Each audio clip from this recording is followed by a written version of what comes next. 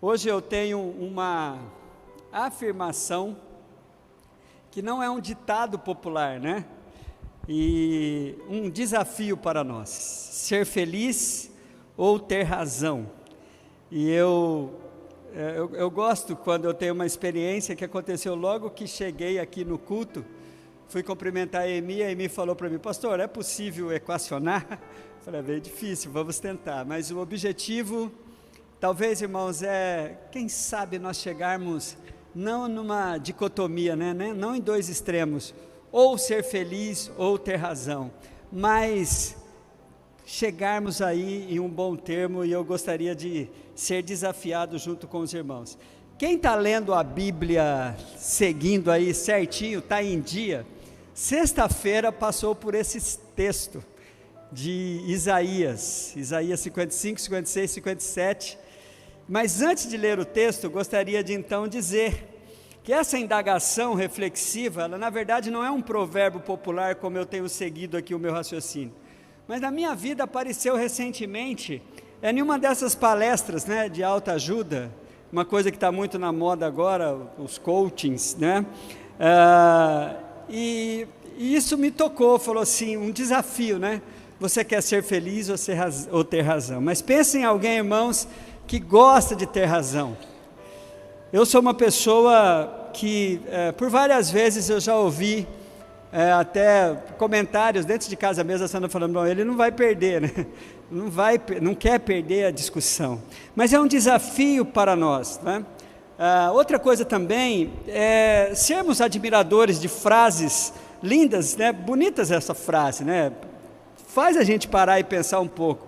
E aí, você quer ser feliz ou ter razão? Frases lindas, curtidas, a gente compartilha, mas nós sabemos que nós temos muita dificuldade de colocar em prática, irmãos, muitas coisas que nós admiramos, muitas coisas que nós achamos bonito, muitas coisas que até compartilhamos, mas fica só porque nós gostamos de ver aquilo. Ser feliz ou ter razão é um desafio muito grande, principalmente para os relacionamentos mais sensíveis, principalmente dentro de casa, ou então com pessoas que você tem um relacionamento mais próximo e por mais tempo assim, né? E a gente tem esse desafio mesmo. Tem hora que eu estava me lembrando de algumas conversas que estive com o pastor Pedro Burali, e ele dizia, na experiência dele depois de anos, que a maioria das discussões, dos problemas que existem, eles começam com coisinhas pequenas assim, não é? E eu comecei a pensar no que diz a Bíblia, no livro de Provérbios, que diz assim: como o abrir-se da represa, assim é o começo da contenda. Desiste, pois antes que haja rixas. Um provérbio bonito, não é? Mas, irmãos, que desafio grande, não é? Que desafio é esse no nosso relacionamento, a gente abrir mão de alguma coisa que talvez seja muito cara para nós, apenas para manter a harmonia. Algumas vezes é por puro cansaço mesmo. Entre tantos banners que a gente vê, eu separei esse aqui e pedi para os meninos colocarem essa expressão do Snoopy aqui, não é? O Snoopy dizendo exatamente isso. O desafio do calar, não é? A gente tem esse desafio do quem cala consente. Gostei muito disso. Quem cala nem sempre consente. Às vezes é preguiça de discutir com gente chata, né? Na verdade, até a hora que a gente fala assim: deixa para lá, né? Mas vocês já viram a diferença do deixa para lá do homem para o deixa para lá da mulher? Irmãos, é uma diferença enorme. Você chega um homem e fala assim: tudo bem, está tudo certo, deixa para lá. Deixa para lá mesmo, ele nem está ligando.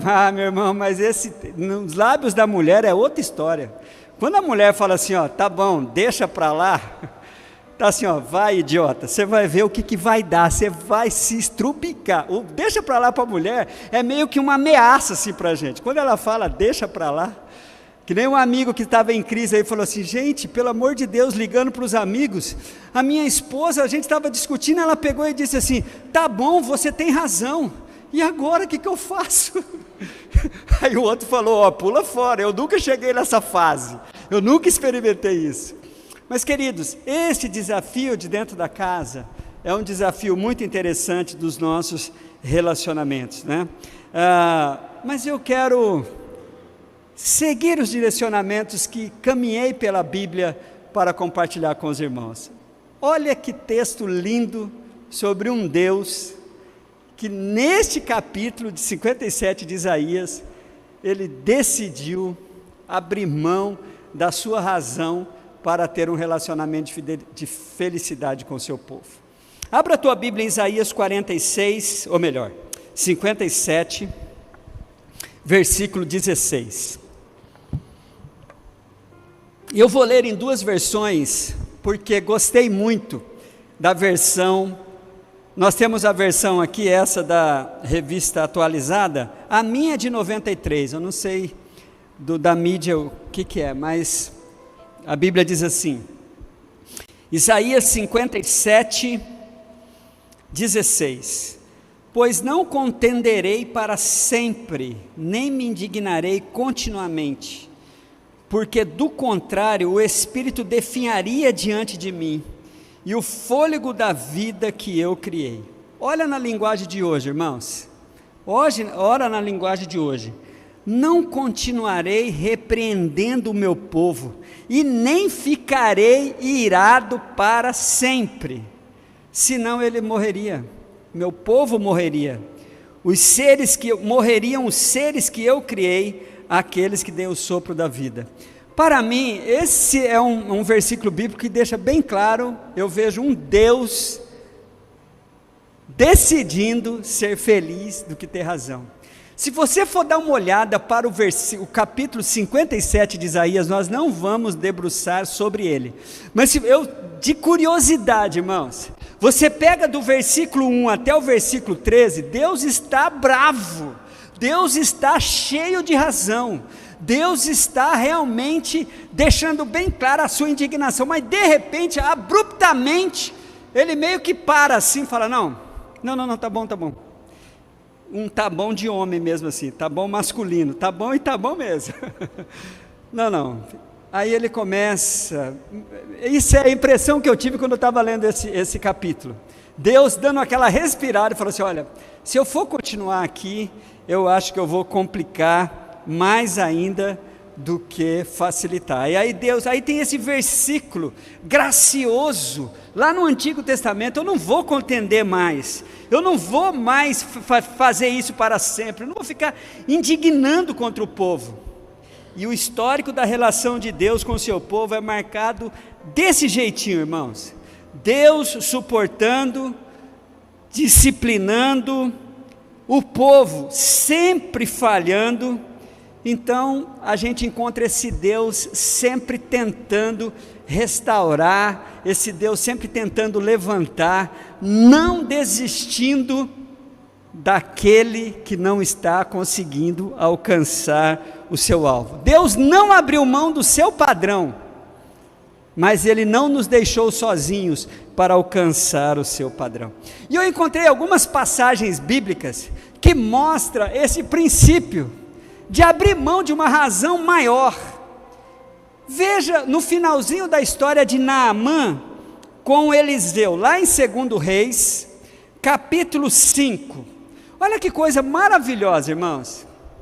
Eu já citei esse texto aqui algumas vezes, porque para mim é um dos textos que me chamam muita atenção no Antigo Testamento, sobre o tema que é o mais curto no meu relacionamento com Deus, que é a sua graça.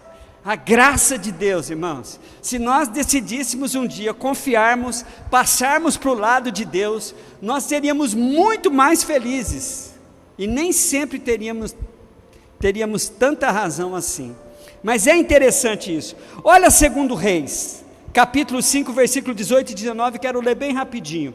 Naamã havia sido curado, se converteu, e agora está ali empolgado, né? Querendo impressionar mas ele tinha um problema gravíssimo. Olha o problema de Naamã, Versículo 18: nisto perdoe o Senhor a teu servo. Quando o meu Senhor entra na casa de Rimom para lhe adorar, ele se encosta na minha mão, e eu também me tenho que encurvar na casa de Rimom. Quando assim me prostrar na casa de Rimom, nisso perdoe o Senhor ao teu servo. Irmãos, que coisa maravilhosa, a crise de Naamã. Naamã não era um judeu, ele ia voltar para o seu povo, e o seu povo tinha culturas religiosas, e ele ia ter que continuar com aquela prática, porque ele era o homem de confiança do rei. Irmãos, se Eliseu fosse querer ter razão aqui, Naamã estava frito. Mas olha a resposta de Eliseu, irmãos. Versículo de número 18, Eliseu lhe disse: vá em paz. Maravilhoso demais isso para mim, sabe? Quem teria coragem de liberar uma pessoa aqui, para ele entrar em um antro, totalmente diferente dos nossos princípios que nós confiamos de adoração, se encurvar diante de uma imagem, se encurvar diante de um líder, de um ídolo, mas Eliseu prefere ser feliz aqui. Não, eu não vou levantar todas as leis do Antigo Testamento judaica para impedir que esse homem, eu vou confiar que ele realmente se converteu. Eu encontro também, lá no Novo Testamento, eu encontro Jesus. Tem uma passagem muito interessante, que eu acho legal, em Mateus capítulo 14, Jesus e os discípulos, quando Jesus está andando sobre as águas, indo em direção ao barco dos discípulos, os discípulos tiveram uma reação, gente, muito dos discípulos, e essa reação foi confundir Jesus com um fantasma. Se fosse eu, esse cara cheio de razão, que está sempre querendo dar algumas explicações, eu mudaria aquela madrugada ali, eu ia dar uma aula de como o fantasma não existia. Mas sabe o que Jesus fez? Jesus nem ligou para eles, nem tocou no assunto de fantasma. Eu quero só ler com vocês aqui, versículo 25. Na quarta vigília da noite foi Jesus, de Mateus 14, ter com eles andando sobre o mar, e os discípulos, ao verem andando sobre as águas, ficaram aterrados e exclamaram: é um fantasma! E tomados de medo, gritaram. Olha esses judeus tudo medrosos ali. Mas Jesus, em vez de querer dar uma aula de folclore judaico, Jesus simplesmente vai: olha, não fiquem com medo, sou eu. Vamos aplaudir ao Senhor por isso, gente? Porque aqui Jesus está sendo muito gracioso, Ele está querendo se revelar para os discípulos. E tem mais, aí vem aquele desafio de Pedro andar sobre as águas. Se fosse eu falei: você está louco? Vocês aí com medo de fantasma, você quer andar ainda sobre as águas? Você acha que um cara que tem medo de fantasma vai andar sobre as águas? Não, Jesus pegou e falou para Pedro: vem. Aí lá foi Pedro, os irmãos já conhecem, ele afunda, mas aí Jesus vai e tira aquele cara de ser afogado. Mas eu acho lindo demais isso. Para mim essa é uma expressão de querer ser feliz e não ter razão. As razões para Jesus dar um sabão ali nos discípulos era muito grande, mas Jesus resolve transformar aquela madrugada de uma madrugada de muita felicidade. Tem uma hora engraçada de Jesus também. Até para os demônios Jesus deu uma concessão, gente. Vocês já viram isso na Bíblia? Abra a tua Bíblia em Marcos capítulo 5, versículos de 9 a 13. Achei isso aqui legal. Só que eu acho que isso aqui é uma pegadinha de Jesus. Mas ele atendeu.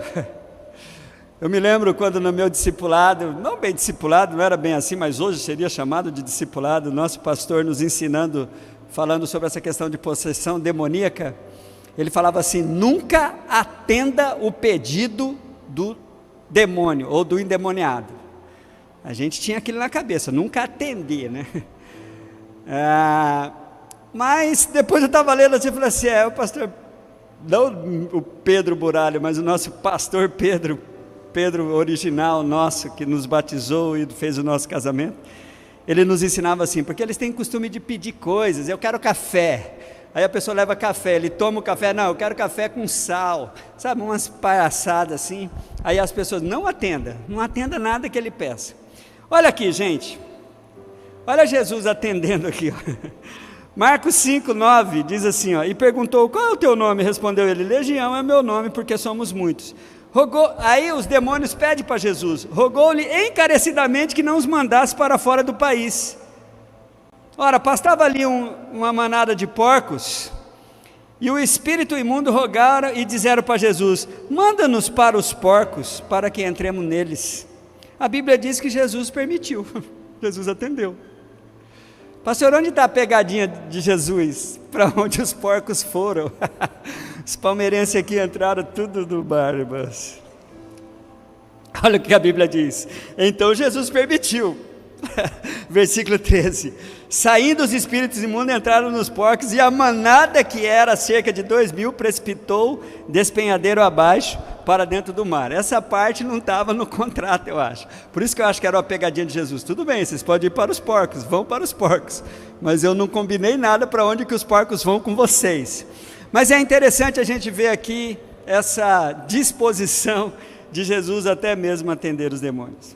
Queridos, qual é o desafio nosso? Isso aqui não é tão fundamental assim, nos parece, né? Parece que tem momentos que a felicidade e a razão pode estar bem próximo, porque as coisas não tem o que se perder ali. Vocês acham que Eliseu estava perdendo muito ao liberar Naamã para continuar com as suas cerimônias religiosas? Você acha que Jesus perdeu muito por não dar uma aula de antifantasmas para os seus discípulos? Não, me parece que há a gente se pega em algumas picuinhas, fantasmas, ajoelhar diante de Rimão, mas tem hora, queridos, que quando se quer ter razão, só se quer ter razão, causa muita infelicidade, e eu encontrei isso na palavra. Sabe onde eu encontrei isso? Na crise entre Paulo e Barnabé, pastora Joana, obra missionária. Irmãos, por favor, aqui me parece que a razão aparece sem felicidade nessa crise desses dois grandes homens de Deus. Abra a tua Bíblia em Atos capítulo 15. E aqui eu vou mexer um pouco, talvez com algumas pessoas, não vocês aqui da igreja, mas talvez alguém vai se irritar com isso. Como é que vai falar um negócio desse? Eu vou falar um negócio desse. Eu vou falar o negócio que eu vou falar aqui. A Bíblia diz assim, Atos 15, 36. Alguns dias depois disse Paulo a Barnabé, voltemos agora para visitar os irmãos por todas as cidades nas quais anunciamos a palavra do Senhor, para ver como passa. E Barnabé queria levar também a João, chamado Marcos, mas Paulo não achava justo levarem aquele que se afastara desde a Panfilha, não os acompanhando no trabalho. Houve entre eles uma tal desavença, que vieram a se separar. Então Barnabé levou consigo a Marcos e navegou para Chipre, e Paulo foi para o outro lado com Silas. Irmãos, olha quando a razão aqui só traz infelicidade. Dois homens de Deus discutindo. Os estudiosos vão dizer, não, mas João Marcos, eu acho que deu uma farrapada no capítulo 13 de Atos. Eu acho que ele ficou meio com medo, eles ficaram ali. A Bíblia não entra em detalhes, mas para Paulo, a coisa era tão grave, ele não queria que João Marcos fosse. Então, a razão de Paulo e Barnabé foram colocadas, um jogando na cara do outro, mas ninguém quis abrir mão da razão. Então, aparece a razão aqui sem felicidade. Eles se separaram. A Bíblia diz que a desavença foi tão grande que cada um foi para o seu lado. Queridos, poderiam ter negociado aqui, eles poderiam ter conversado. Paulo, poderoso Paulo, admirado por mim e por tantos, manda que a gente suporte um ao outro em Efésios. Por que ele não suportou Barnabé aqui? Barnabé, chamado da consolação, poderia ter dito, a fama de Barnabé é que ele era um conciliador. Ele poderia ter dito para Paulo assim, não, então tá bom, Paulo, vamos ver direitinho. Essa treta aqui, irmãos, um dia eu poderia pregar só sobre essa treta. Há uma harmonização depois, mas aqui a gente vê uma prova da razão sem felicidade. Agora vamos ver a felicidade sem razão. A felicidade sem razão eu encontrei em 1 Coríntios 6,12. 1 Coríntios 6,12 é um texto clássico, em que diz assim: todas as coisas me são lícitas, mas nem todas convêm. Todas as coisas me são lícitas, mas eu não me deixarei dominar por nenhuma delas. Nós estamos diante de um texto anti-hedonista aqui. O que é o hedonismo? É o prazer pelo prazer. Sabe a felicidade a qualquer preço? Você querer se dar bem, você querer se sentir bem, é uma coisa perigosa. É uma coisa perigosa. Então a Bíblia diz aqui, todas as coisas me são lícitas, mas nem tudo me convém.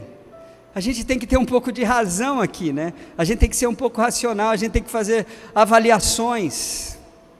Então aqui há um risco dessa felicidade sem a razão acabar fazendo de você um dominado. Eu não me deixarei dominar por nenhuma delas. Você tem razão quando você diz que a vida é sua, ninguém tem nada a ver com ela. Mas quando você faz parte de uma comunidade, quando você faz parte da família de Deus, muita gente tem a ver com a sua vida, e você tem a ver com a vida de muita gente. Nós não somos assim, não podemos fazer tudo o que queremos, pelo bom andamento da nossa casa, pelo bom andamento da nossa comunidade, da nossa igreja, pelo bom andamento do meu trabalho, pelo bom andamento das minhas relações sociais. Tem hora que a felicidade, a busca da felicidade pode nos tirar toda a razão. O ideal então, é que a felicidade e a razão pudessem andar juntas. Que tal nós acharmos, irmãos, um meio termo, pedirmos para Deus um meio termo para vivermos esse princípio aqui de 1 Tessalonicenses, capítulo 5, versículo 21 e 22. A Bíblia diz assim, 1 Tessalonicenses 5, 21 e 22: julgai todas as coisas e retende o que é bom. Abstenha-se de toda forma do mal. Queridos, o ideal seria isso, né? Que nós pudéssemos ter esse bom senso, para não fazermos da nossa felicidade algo contrário à nossa razão. Tem um livro do Stott, que diz assim, crer também é pensar, né? Crer também é pensar. É um livro muito bom, um livro bem pequenininho assim, muito legal. Eu creio, irmãos, que nós podemos chegar na prática de Jesus. Nós fazemos uma avaliação, examinarmos tudo e fazermos uma avaliação e vermos o quanto nós podemos ceder, sem que isso venha nos colocar diante de uma situação de ser conivente com alguma coisa errada. Eu não creio que nós devemos abrir mão da razão em prol da felicidade. Nós temos que ter um bom senso para saber se realmente o que está se buscando, o ponto de divergência que está havendo entre o esposo e a esposa, entre o pai e o filho, entre irmãos, entre amigos, se alguém vai perder muito, vai perder a vida se ceder. E eu creio que não. Quando a gente vai avaliar, é possível ceder. Aí eu encontro Jesus em um absurdo, irmãos, abrindo mão do inegociável. Jesus negociando o inegociável. Acompanhe comigo esse momento, esse exagero de Cristo. Eu quero desafiar você a ser exagerado como Jesus é. Olha onde eu encontrei Jesus exagerando, irmãos. Em Marcos capítulo 9. Quero dar o contexto porque vou vou pincelar só o texto que quero chamar a atenção de vocês. Um pai desesperado com o filho endemoniado, traz o seu filho para os discípulos, para Jesus curar. Jesus estava no monte com Pedro, Tiago e João. Depois os discípulos, 9 discípulos que ficaram ali embaixo, não conseguiram resolver o problema, e ali está o pai desesperado. Agora olha esse diálogo, irmãos, por favor, abra a tua Bíblia, olha esse diálogo com Jesus e aquele pai. Versículo 22 de Marcos 9. O pai dizendo para Jesus o diagnóstico do filho: e muitas vezes tem lançado no fogo e na água para o destruir, mas se tu podes fazer alguma coisa, isso o pai falando com Jesus, tenha compaixão de nós e ajuda-nos.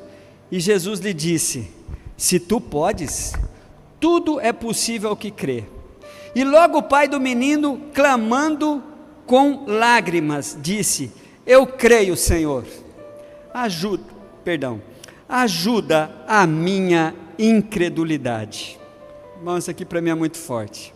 E Jesus, vendo que a multidão concorria, repreendeu o espírito mudo, dizendo: espírito mudo e surdo, eu te ordeno, sai dele e não entres nunca mais. Pastor, onde que Jesus está negociando o inegociável aqui? A fé. Esse homem fez uma declaração, irmãos, de que ele não cria. Ele achava que ele não estava no padrão. Senhor, eu creio, mas me ajuda. Eu não creio como deveria crer. E para nós a fé é inegociável. Tem que crer.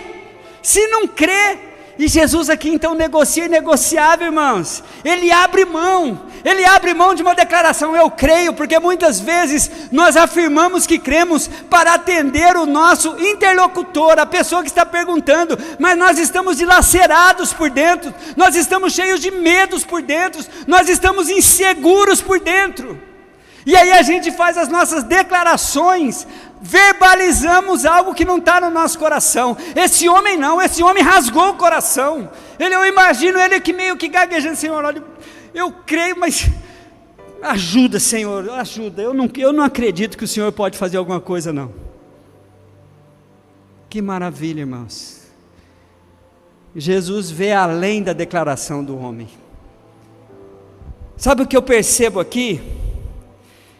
Quando é com Cristo, ele sabe que diante do sofrimento, quando nós estamos sofrendo, nós duvidamos até do poder de Deus. Ele vê esse homem duvidando, ele fala assim: ó, se você for ver o contexto antes, ele fala assim: ó, eu trouxe para os seus discípulos, eles não puderam curá-lo. Aí ele usa uma expressão aqui, ó, se tu podes, cura. Aí Jesus fala: se podes, tudo é possível ao que crê. Sabe que Jesus jogando a conversa lá no alto, assim, ó, só para deixar, aparentemente parece que Jesus quer diminuir o indivíduo. Não, se você crê.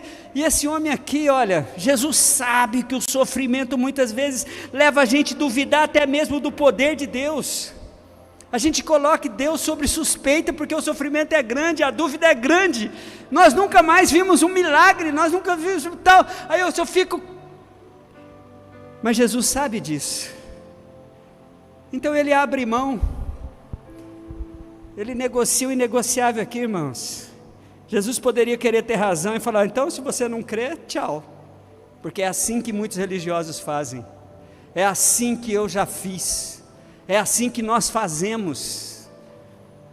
A gente deixa um fardo da fé sobre os ombros das pessoas. E eu vejo um Cristo aqui, irmãos, que pega a incredulidade do homem e atende aquele homem. Isso é que é não querer ter razão nenhuma, só querer ser feliz. Vamos aplaudir a Jesus por isso?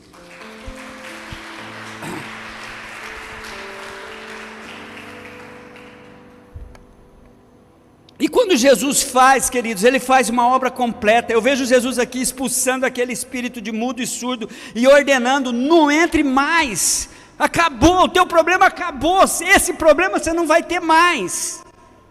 É maravilhoso demais isso para nós. Queridos, é difícil,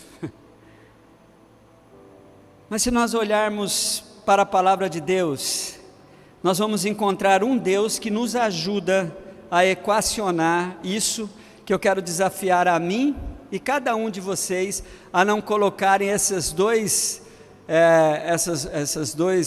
alvos da nossa vida, né? A razão e a felicidade, como se fossem antagônicas, como se fossem contrários uns aos outros. Abra de novo a tua Bíblia lá em Isaías 57.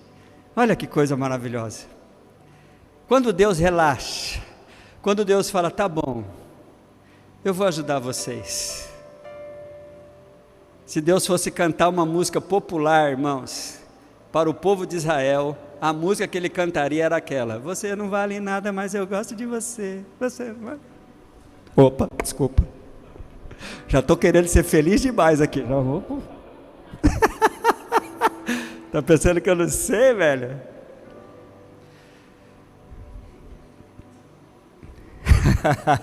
Você não vale nada, mas eu gosto de você. Gente, por favor, olhe comigo para o versículo de número 15. É desse Deus que eu e você precisamos.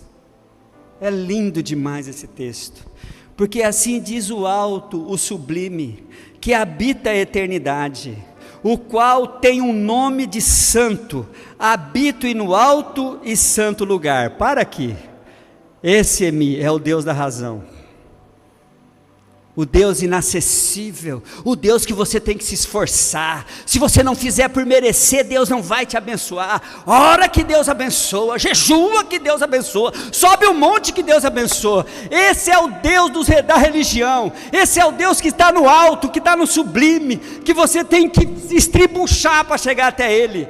Mas a Bíblia não para aqui, ela não para aqui.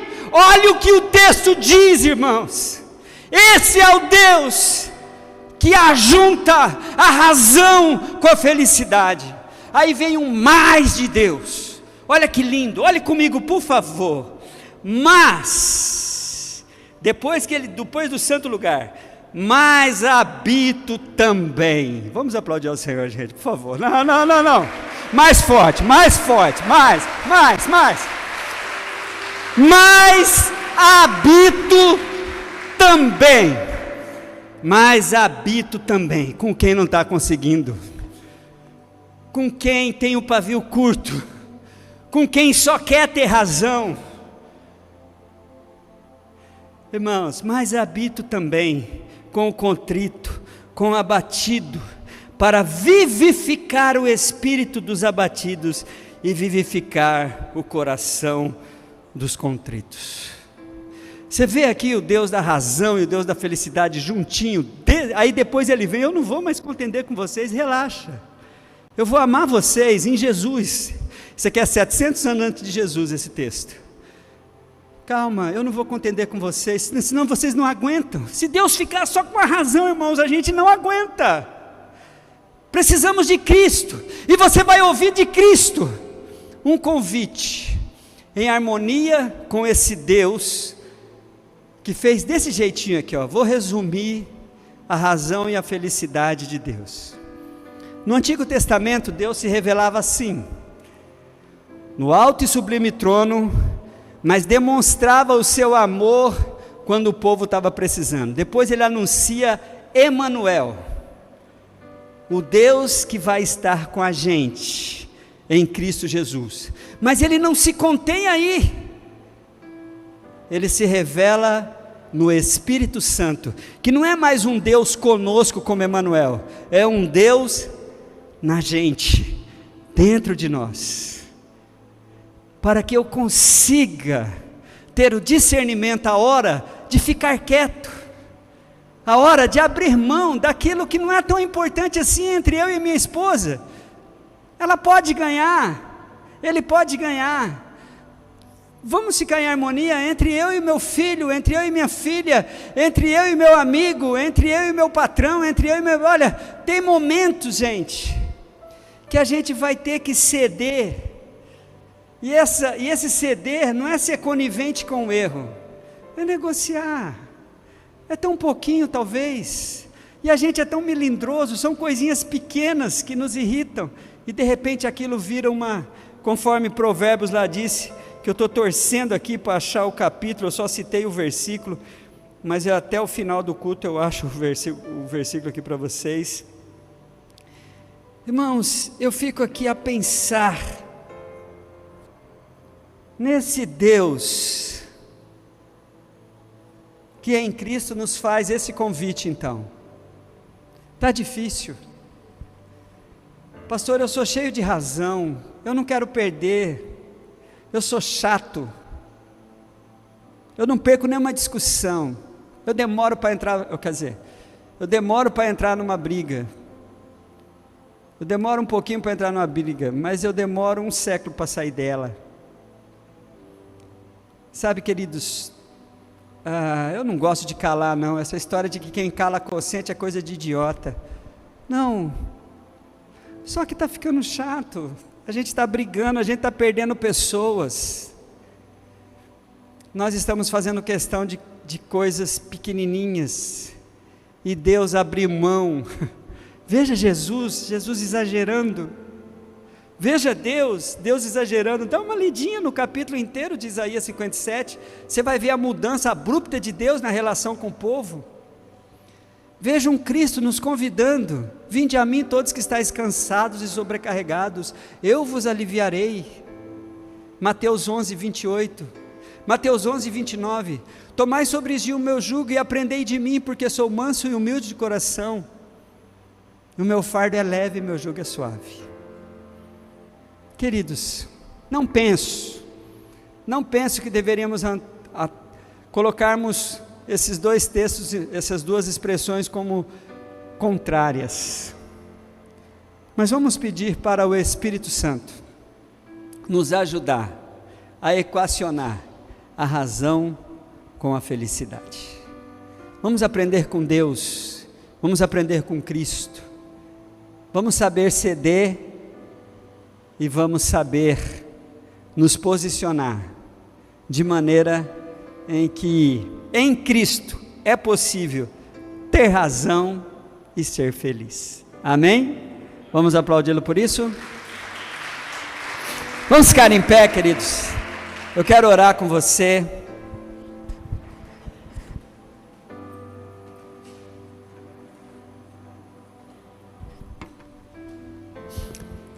Eu quero falar com você que está sofrendo, e o seu sofrimento está fazendo você duvidar do poder de Deus. Eu quero falar com você que está vivendo uma situação desafiadora agora, em que os seus relacionamentos estão muito azedos, estão chatos, você não está aguentando mais, você não está suportando mais algumas pessoas. Sabe que o Espírito vai tocar em você hoje? Ele vai dizer assim: olha, é pouca coisa, o amor, a união, a harmonia é muito mais precioso do que a sua razão.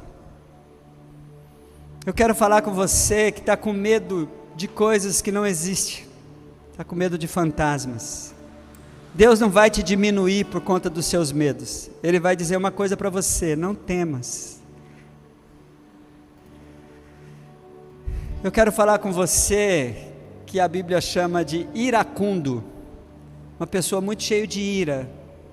Dá uma relaxada, fale com Deus, vê se está valendo a pena você não perder nenhuma discussão, que ganhar todas. Eu sei o que eu estou falando, irmãos, eu preciso ser muito tratado por Deus nessa área, muito, muito, muito. Vamos pedir para Deus nos ajudar. Sabe por quê? Em Cristo é possível ser feliz e ter razão. Põe a mão no teu coração.